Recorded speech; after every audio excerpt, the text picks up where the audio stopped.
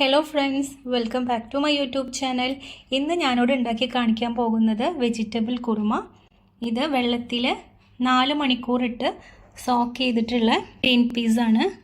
പിന്നെ അതിലേക്ക് വേണ്ടിയിട്ട് ഒരു ചെറിയ പൊട്ടാറ്റോ കട്ട് ചെയ്തത്, ഒരു ചെറിയ ക്യാരറ്റ് കട്ട് ചെയ്തത്, പിന്നെ ഇഞ്ചി, വെളുത്തുള്ളി, കറിവേപ്പില, പച്ചമുളക്, സവാള, ഒരു ചെറിയ തക്കാളി. അപ്പോൾ നമുക്ക് എങ്ങനെയാണ് വെജിറ്റബിൾ കുറുമ ഉണ്ടാക്കിയെടുക്കാൻ നോക്കാം. ഗ്രീൻ പീസ് കുക്കറിലേക്ക് ഇട്ട് കൊടുക്കാം.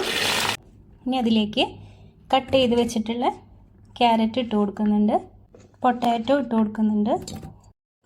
നമ്മളിതിലേക്ക് ആവശ്യത്തിന് വെള്ളം ഒഴിച്ച് കൊടുക്കുന്നുണ്ട്.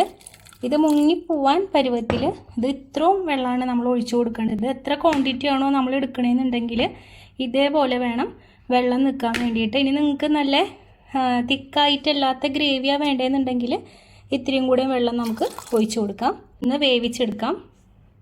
ഓക്കെ, നമ്മൾ കുക്കർ അടുപ്പത്ത് വെച്ചിട്ടുണ്ട്. ഇതൊരു 4 വിസിലായി കഴിഞ്ഞ് കഴിഞ്ഞാൽ നമുക്ക് ഓഫ് ചെയ്യാം.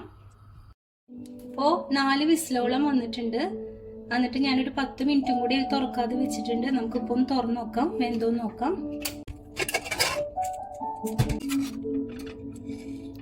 ഓക്കെ, കറക്റ്റ് പരുവത്തിന് വെന്തിട്ടുണ്ട്. പാൻ നന്നായി ചൂടായിട്ടുണ്ട്. അതിലേക്ക് ആവശ്യത്തിന് വെളിച്ചെണ്ണ ഒഴിച്ചു കൊടുക്കുന്നുണ്ട്. വെളിച്ചെണ്ണ ചൂടായി വരുമ്പോൾ ചതച്ച് വെച്ചിട്ടുള്ള ഇഞ്ചി, വെളുത്തുള്ളി, പച്ചമുളക്, വേപ്പില, ഇഞ്ചിയും വെളുത്തുള്ളിയൊക്കെ നന്നായി മുരിഞ്ഞിട്ടുണ്ട്. ഇനി അതിലേക്ക് കട്ട് ചെയ്തിട്ടുള്ള സവാള ഇട്ട് വാടി വരുമ്പോൾ കട്ട് ചെയ്ത തക്കാളിയും കൂടെ ഇട്ട് കൊടുക്കുക. സവാളയും തക്കാളിയും ഏകദേശം ഒന്ന് വാടിയിട്ടുണ്ട്. നമുക്കിനി ഇതിലേക്ക് ആവശ്യത്തിനുള്ള പൊടികളൊക്കെ ഒന്ന് ഇട്ട് കൊടുക്കാം. 1.5 ടീസ്പൂൺ മല്ലിപ്പൊടി, ഒരു ചെറിയ സ്പൂൺ മുളക് പൊടി, കാരണം നമ്മൾ കുറച്ച് കുരുമുളകും കൂടി ഇട്ട് കൊടുക്കുന്നുണ്ട്.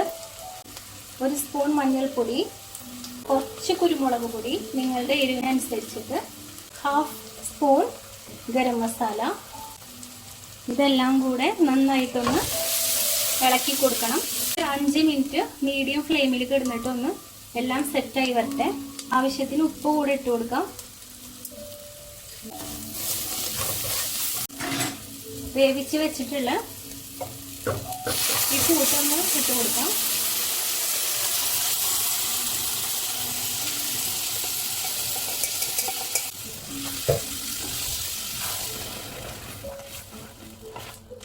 ഇതിലേക്ക് നമ്മൾ കുറച്ച് തേങ്ങേൻ്റെ പൊടി ഇടുന്നുണ്ട്. തേങ്ങാപ്പാൽ അതിൽ ഒഴിച്ചാൽ മതി. ഇത് ഓപ്ഷണലാണ്. 2 സ്പൂൺ, ചെറിയ സ്പൂണിൽ 2 സ്പൂൺ പൊടിയാണ് ഇട്ടിട്ടുള്ളത്. അതൊന്ന് മിക്സ് ചെയ്ത് കൊടുക്കുക. നിങ്ങൾക്ക് ഈ സമയത്ത് വെള്ളം വേണമെന്നുണ്ടെങ്കിൽ, ഇതിനും നല്ല തിക്ക് ഗ്രേവിയാണ് വേണ്ടതെന്നുണ്ടെങ്കിൽ ഇത് കറക്റ്റാണ്. ഈ ഗ്രേവി കുറച്ചും കൂടി അധികം ഗ്രേവി വേണമെന്നുണ്ടെങ്കിൽ ഇപ്പോൾ ഈ സമയത്ത് നമുക്ക് തിളച്ച് വെള്ളം ഒഴിച്ചു കൊടുക്കാം. മിക്സ് ചെയ്തെടുക്കുക.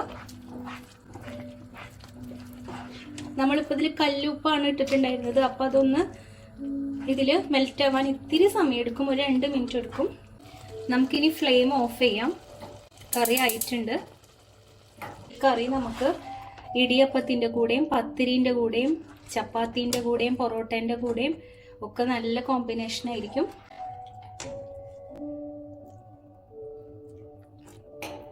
വീഡിയോ ഇപ്പോൾ വൈൻഡപ്പ് ചെയ്യാം.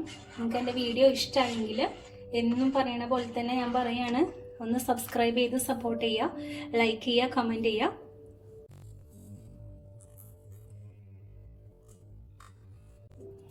കുറച്ച് കറിവേപ്പിലയും കൂടി ഇട്ട് കൊടുക്കുക.